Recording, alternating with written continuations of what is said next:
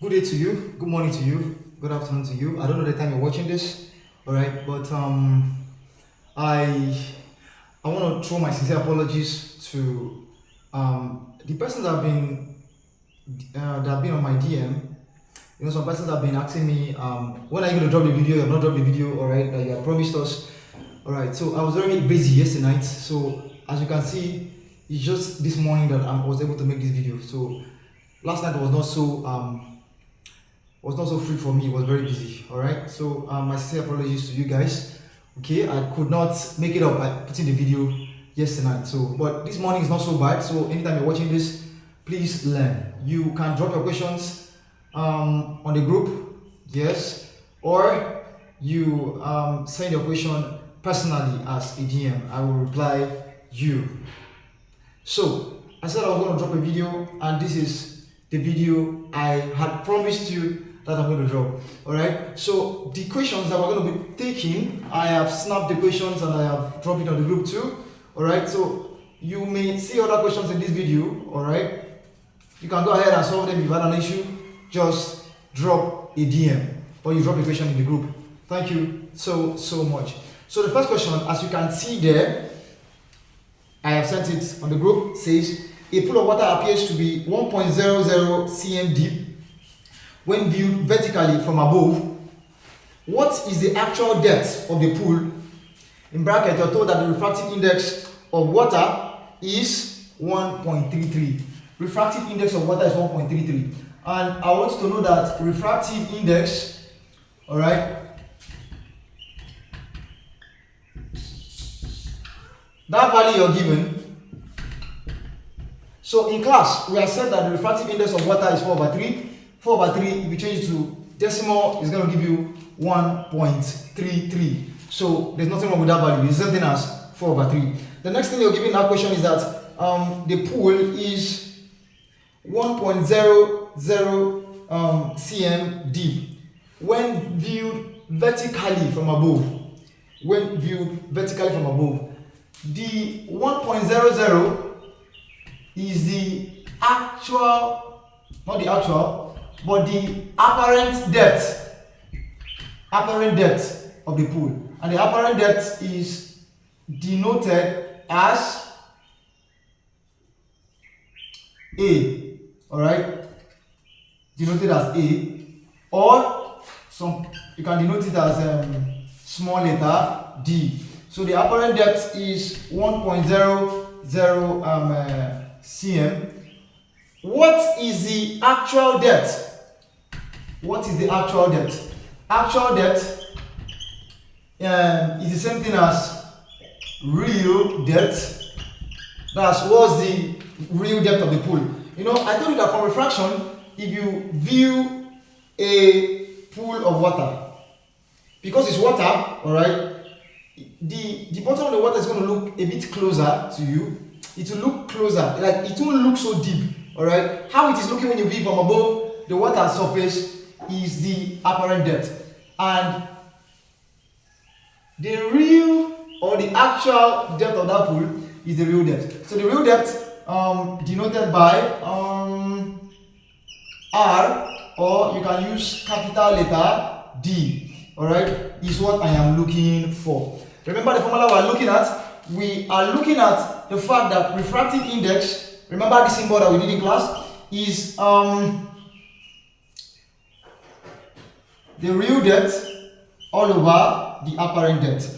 Alright, D is the real depth, capital letter D is the real depth, small letter D is the apparent depth. So what we are looking for is the actual depth or the real depth. Alright? So we're just going to slot in what we have been given in the question. We'll slot in inside the formula. Alright, let's move. Refractive index is given as 4.33. That's 1.33. So you're going to say that this will be 1.33, alright, equals to real depth is what I'm looking for all over apparent depth is what? 1.0. 1.0. So this is a ratio. So it's not necessary to convert this to meters. So I want to find D. I'll cross multiply. When I cross multiply, all right, 1.33 times 1 times 1.0 is something as 1 equals to D. So the real depth, or the real depth is 1.33 cm. So that's how we have 1.33 as our answer. All right. So if you have a question on that, you can just drop a DM. I don't think that should be an issue. All right. All right. Let's look at the second question. All right. The second question says, if the refractive index of ground glass is 1.51, refractive index of ground glass is 1.51.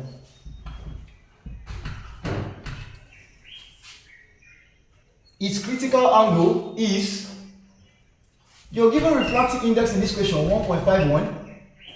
Because it's a glass, I just want you to know that 1.51 1.51 that you're seeing there is something as 3/2, like approximately 1.5. all right. So because it's a glass, I told you in the class, all right, that refractive index of a glass is 3/2, which is 1.5. Its critical angle is given as that. All right. So I want you to know that refractive index is 1/sin C, where C is called the critical angle. All right. What is the critical angle? You are going to see an information about the critical angle just above the video or before the video. All right. So it's a concept in refraction when light travels from a more dense medium to a less dense medium. That's when light is moving from one medium to another. All right. You see what critical angle is. So the critical angle is what I'm actually looking for. Refractive index 1.51, 1/sin C. If I cross multiply, I'm going to have sin C times 1.51 is equals to 1. All right, so we are making progress.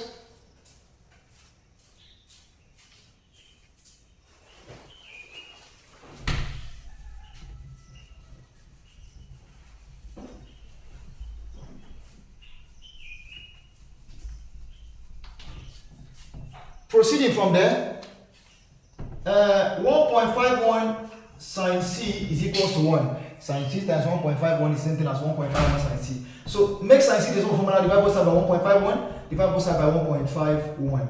So sin C is equals to 1 divided by 1.51. You can pick up your calculator and do that. All right. I want to do it with, you can do it with me. All right. 1 divided by 1.51. 1 divided by 1.51, it would give me 0.622. So C is equals to find C, all right, I'm going to find the sine inverse. I'll divide both side by sine, all right. So I don't like doing like this, but let me do like this for the sake of some persons. Divide both side by sine, divide both side by sine. So sine will cancel, so C is equals to 1/sine, all right, times 0.6225. What you're seeing is not that 1/sine times 0.6225. So C is equals to 1/sine means sine inverse of 0.6225. So you carry your calculator, press shift and press sine. Press shift and press sine. And when you do that, you are going to have that C is going to give me 41.14 degrees. 41.14 degrees.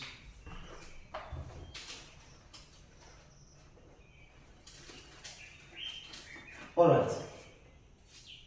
Let's move. Let's move. All right. So check it out with the static calculator. You're going to have that. I'm not with the static calculator right now. If that's not the answer you got, please DM me. All right. That should be what you should have. All right. Let's move to question number 3. Question number 3 says, sure you've gotten that.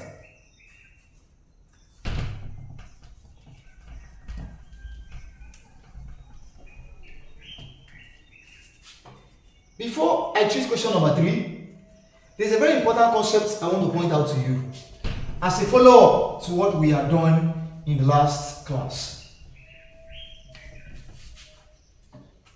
What is that important concept?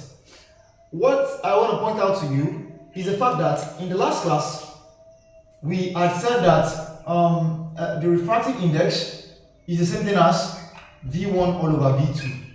How did you get here? When light is traveling from one media to another, alright, what we were looking at was from A to glass, alright, that if we have two media, air, and another media, glass, not glass, I think it was water we looked at. Let's look at water, let's use water, alright.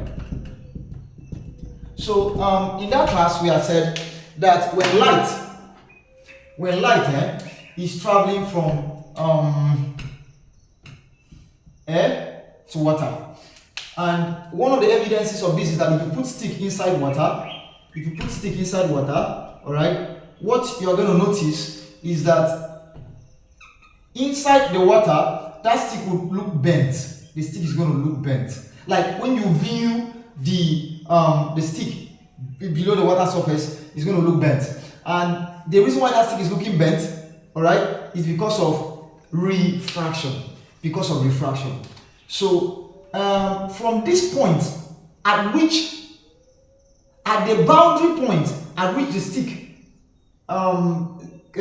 entered water, we can have an imaginary line, vertical line, imaginary vertical line. That vertical line is called the normal. We did this in the last class, all right. Now the angle between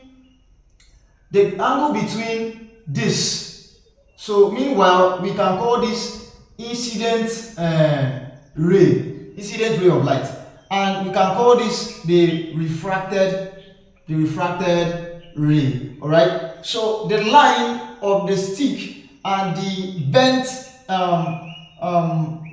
look inside the water is taken as the refracted ray, and this is the incident ray. The angle between the incident ray and the normal is denoted as the angle of incidence, and the angle between the refracted ray and the normal is known as the angle of refraction.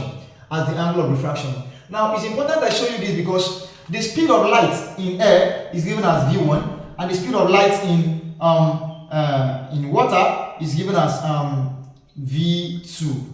All right. Refraction is the change in speed and direction. The change in speed and direction of wave as it crosses the boundary between two different media of different densities. As it crosses the boundary between two media of different densities. So air and water have different densities. For refraction to take place, these two media must have different densities. Singular, medium, plural, media.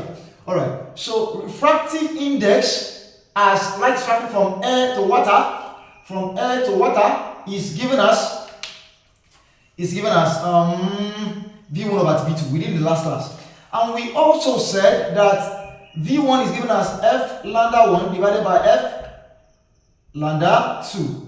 F cancels, so I now have lambda 1 over lambda 2. That means this can also be interpreted as the wavelength in the first medium divided by the wavelength in the second medium. So the frequency does not change. The frequency of that wave does not change as light travels crosses the boundary between two media of different densities. All right. There was a man called Snell, not S-N-A-I-L, all right, but S-N-E-L-L, all right. It's called Snell's law of refraction. Snell's law of refraction says that the refractive index is given as sine of the angle of incidence divided by sine of the angle of refraction. Sine of the angle of incidence divided by sine angle of refraction. That's Snell's law of refraction. All right, and we also say that refractive index is given as 1 over sine C, 1 over the critical angle. Please check up or below for the critical angle. And the next thing is, so putting all of this together, I'm just trying to see if I can remember another formula for refraction. Refractive index rather. So for this example, we are looking at from air to glass. Alright. Remember, it can be from air to water. It can be from air to glass, it can be from water to glass. Alright. So yes, don't forget refractive index 2 is given as real depth or actual depth over the apparent depth.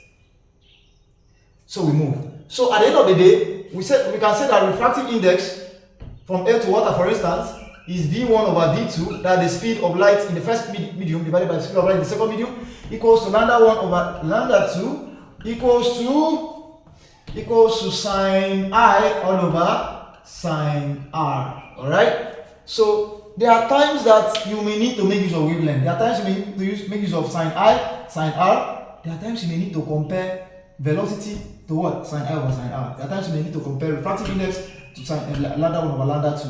And of course, it is also equals to real depth over apparent depth. So you need to be very dynamic and should I say constructive and provisional in your thinking, depending on the question that you come across. Question number 3. I hope you are good to go.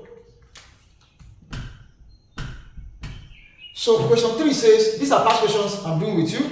Alright. The velocities of light in air and glass are, so let's say we are looking at two media, air and glass. Okay, you can see now, this question was not air and water. This question is air and glass. The velocity of light in air and glass, so velocity of light in air is v1, velocity of light in glass is v2. So for air, 3.0 times 10 raised to the power 8 meters per second. And glass v2 is 2.0 times 10 raised to the power 8 meters per second, respectively. If the angle of refraction is 30 degrees, angle of refraction, that's R is 30 degrees, comma. The sine of the angle of incidence is, you have to find sine I. You're not asked to find I, you're not asked to find the angle of incidence, but you're asked to find the sine of the angle of incidence. So what am I going to do? What am I going to do? This is simple. This is quite simple. Alright, so I'm going to compare v1, v2 divided by sine I over sine R. So I'm going to say v1 all over v2 equals to sine I all over sine R. v1 is 3.0 times 10 raised to the power 8. v2 is 2.0 times 10 raised to the power 8. Alright, so this is equal to sine I. Sine I is what I'm looking for, divided by sine R. Sine R, that's sine 30 degrees. If you look at this physically, 10 raised to the power 8 will cancel 10 raised to the power 8. So what I have is 3 over 2 is equal to sine I all over, what's the value of sine 30 degrees? The value of sine 30 degrees is 0.5 or 1 over 2. Alright, so I now have cross multiply 3 times 0.5 equals to 2 times sine I. To find sine I, divide both sides by 2 again. Alright, so from there I would have that 3 times 0.5, 3 times 0.5, 3 times 5, 15 will give me, because of the decimal point, 1.5. You can check it out with a calculator, divided by 2. That's equals to sine I. So 1.5 divided by 2 is 0.75. So you can say that sine I equals to 0.75. Sine I equals to 0.75. Alright? So we are done with the third question. Let's move quickly to the fourth. to the fourth question.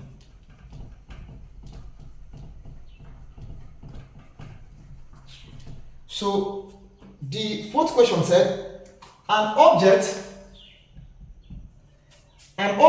is embedded in a block of ice 10 cm below the plane surface. A block of ice 10 cm below the plane surface. Alright, there's not supposed to be a comma there. If the refractive index of the ice is 1.50, the apparent depth below the surface is apparent depth is given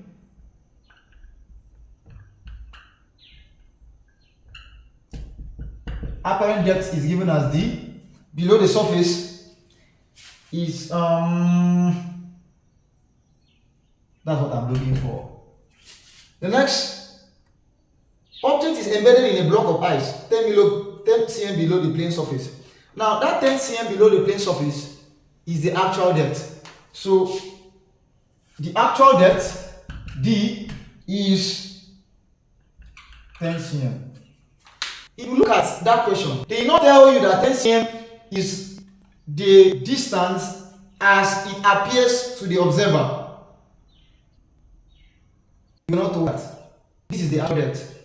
Of course, if the refractive index of the ice is 1.50, so refractive index given at 1.50, so I'm going to have refractive index is real depth all over apparent depth. So in this question, it's 1.5 equals to real depth is 10 divided by apparent depth. So this is 1.5, d equals to 10. So because I want to find d, I'll divide both sides by 1.5. So the apparent depth 10 divided by 1.5, you can check that up.